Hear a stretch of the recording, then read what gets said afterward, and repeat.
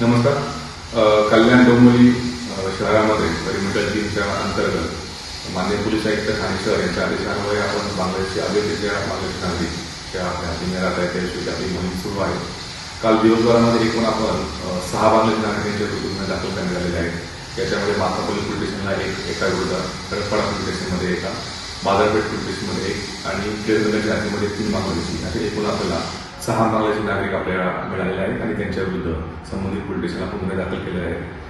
गुन्हे दाखल करताना पारपत्र अधिनियम 1920 चे कलम 3 व 4, विदेशी नागरिक कायदा 1946 चे कलम 13 व 14 अशाप्रमाणे आपण सदर इस्मांच्या वरती हे गुन्हे दाखल केलेले आहेत आणि पूर्ण कल्याण डोंबिवली या परिमंडळ 3च्या क्षेत्रामध्ये जानेवारीपासून आतापर्यंत आपण जवळजवळ 38 अवैधरित्या जे बांगलादेशी राहतात त्यांच्याविरुद्ध आपण कारवाई केलेली आहे आणि 16 गुन्हे आतापर्यंत या अवैध बांगलादेशींच्या विरोधामध्ये दाखल केलेले आहेत आणि ही जी कारवाई आहे परिमंडळ 3 मध्ये ही अशी या प्रकारे सुरू राहणार आहे.